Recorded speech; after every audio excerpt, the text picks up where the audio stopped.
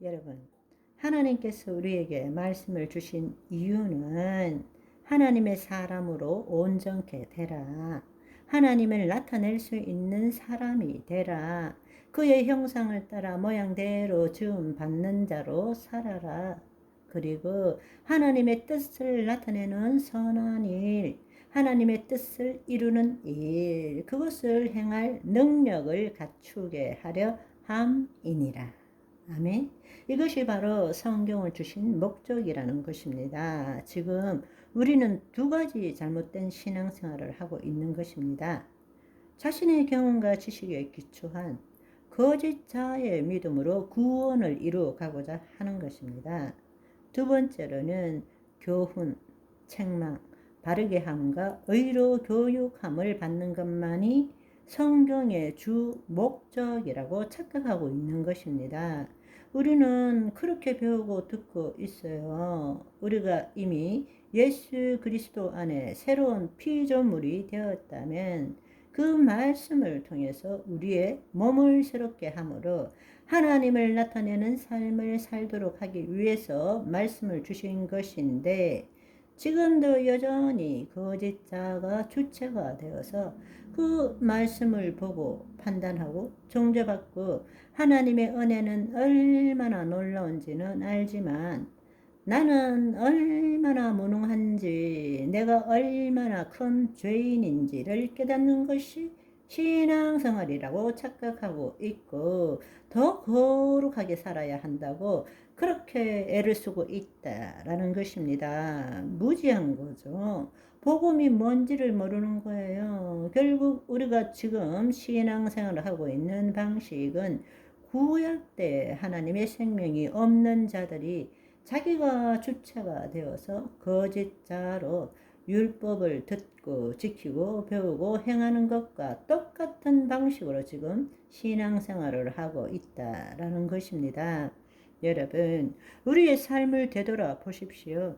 구약의 율법에 더 이상 묶일 필요가 없다고 하면서도 실제 삶에 있어서는 모든 일의 판단과 정죄는 율법에 기초하고 있지 않습니까?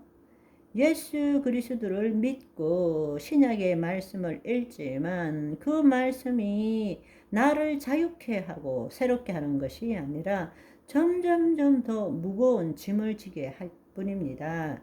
어떻게 하면 이 말씀대로 살 수 있을까? 얼마나 더 기도해야 될까? 얼마나 더 큰 믿음 생활을 해야 될까? 얼마나 더 거룩한 삶을 살아야 될까? 이것이 온통 우리를 사로잡고 있다라는 것입니다.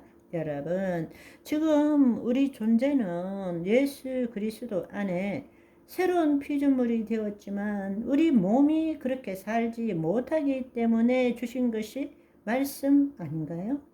새 언약의 말씀이 우리를 판단하고 정죄하고 우리를 마귀의 종노릇 하도록 하기 위해 준 것이 아니라 우리를 구원하시고 물과 성령으로 거듭나게 하시고 우리를 하나님 나라로 들어가게 하시고 하나님의 의가 되었기 때문에, 그러나 우리의 몸이 그런 삶을 살지 못하기 때문에 주신 것이 말씀이라는 것을 알아야 한다는 것입니다.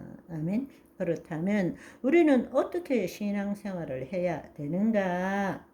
구약이든 신약이든 모든 말씀은 하나님 나라 관점에서 보아야 합니다. 하나님의 나라의 관점이라는 것은 누누이 말씀드리지만 새로운 주체, 차원적인 세계, 그리고 통치권의 회복, 그리고 새로운 영역, 그 관점에서 말씀을 새롭게 볼 줄 알아야 한다는 것입니다. 하나님께서 왜 우리에게 예수님을 보내주셨습니까?